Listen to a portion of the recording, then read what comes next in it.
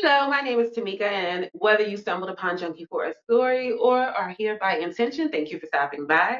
I hope you enjoyed this video, and if you do, please give me a like and subscribe by the end.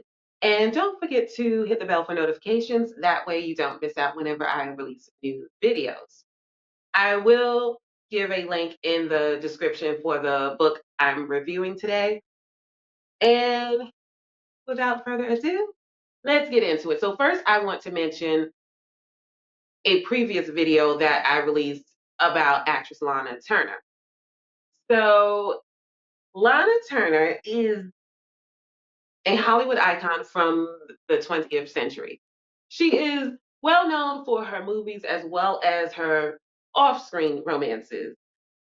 Basically, she got around, okay? She had fun back in her day, okay? She was married 7 times, had one daughter, and a couple of abortions along the way. And she, in her memoir, she tried to paint herself as a modest and demure woman, I guess to counteract the portrayal she received from the media. But, I mean, 7 marriages as well as lovers in between the marriages. I mean, the record speaks for itself. So, anyway, one of the lovers was linked to the Mafia, Johnny Stompanato. Now, he was an underling of LA Mafia boss Mickey Cohen. And so this situation became murderous. According to Lana, she was trying to break off the relationship and Johnny just wasn't having it. Whatever the case, things happened and he reached his demise in her home. And that is what I am talking about with this book, A Murder in Hollywood, The Untold Story of Tinseltown's Most Shocking Crime by Casey Sherman. Now, I just happened to be, going through the shelves at my local library, just looking for something to read, and I stumbled upon this. And I assumed it was about Lana Turner, and I happened to be right. I just borrowed the book, didn't read anything, and just assumed it was about Lana Turner. And like I said, it is about Lana Turner. So in this book, it goes over the relationship with her mafia boyfriend. Now, Johnny Stompanato had a scheme going with his boss, Mickey Cohen. They were extorting Hollywood elite. Basically, they would get them in compromising situations and then they would film it so they could blackmail the stars because at that time there was a moral clause in their contracts. And so you couldn't have something like a sex tape. That would be immediate termination of the contract. Okay. And so obviously people complied so that they could keep their careers. And apparently Lana was one of their leading ladies who they were looking to run this game on. But well, from what I've read, I don't think they had a video of her. But also Johnny, he would he dated wealthy women in Hollywood to get loans from them, but he never repaid the loans. So I mean, it sounds like blackmail to me, but I don't know. Okay. So anyway, one of the leading ladies it sounded like he was trying to run this scheme on was Ava Gardner. They also mentioned Zsa Zsa Gabor. She was on some list, but they hadn't got to her yet. So anyway, they were making money with this scheme. And Alana Turner was an easy target because she moves so fast with men. I mean, she falls hard and regrets even harder. So she's one of those who just doesn't learn.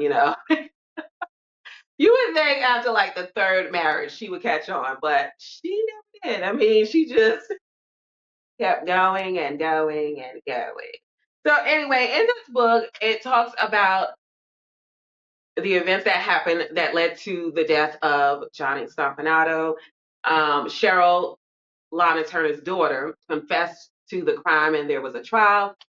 However, it does imply that there was a different person who committed the crime. Now, of course, Lana Turner, she tells the story in her memoir and she paints herself innocently. Cheryl also wrote a memoir of her own and she tells the same story that she told during the trial. But then there is this book that implies something different happened. And it is plausible. I mean, I could see that being the case. But I mean, it's absolutely conceivable what they are implying, but they definitely point it quite a bit to let you know, like. But anyway, this book is less than 300 pages, right? And one of my gripes that I have to say is that it took quite some time to get to the actual scandal. It was close to 200 pages before we got to the scandal.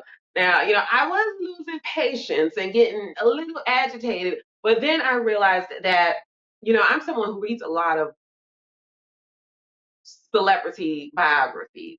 And I also watch a lot of black and white films. So I know, like, I've heard of the major people from that era, the major stars from that era. But because we are, further away from the 20th century, some people, many people may have never heard of Lana Turner. So the author Casey Sherman, he does give the biographies of the major players who were involved in the scandal. There's Lana Turner, Mickey Cohen, and Johnny Stompanato. So he gives those biographies of all three people as he weaves together the scandal that took place on that day.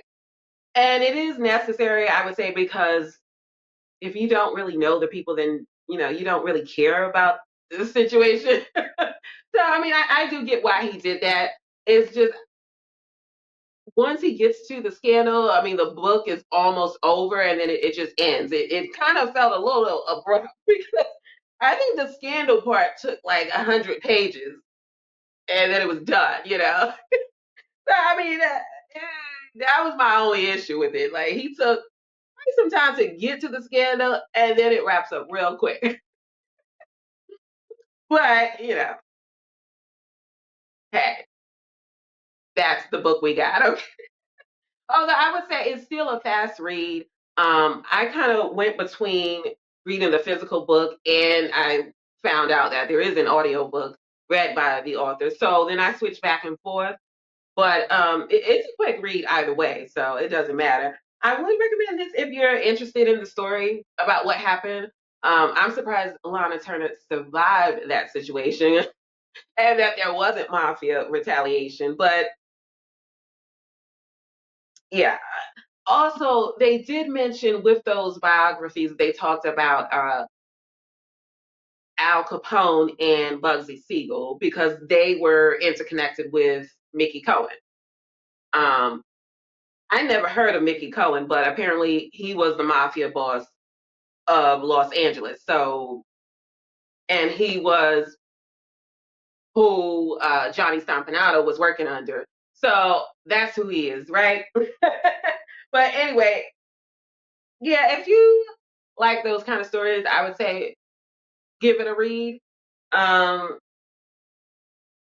Cheryl, I feel so bad for the daughter because I feel like this was a preventable situation that her mother put her in. Whether she actually committed the crime or someone else did, who knows?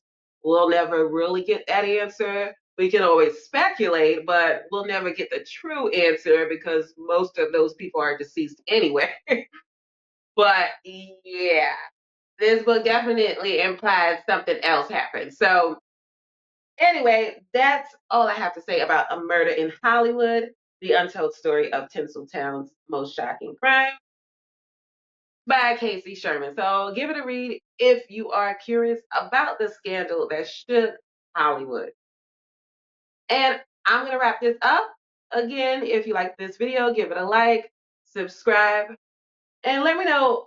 First of all, have you ever heard of Lana Turner?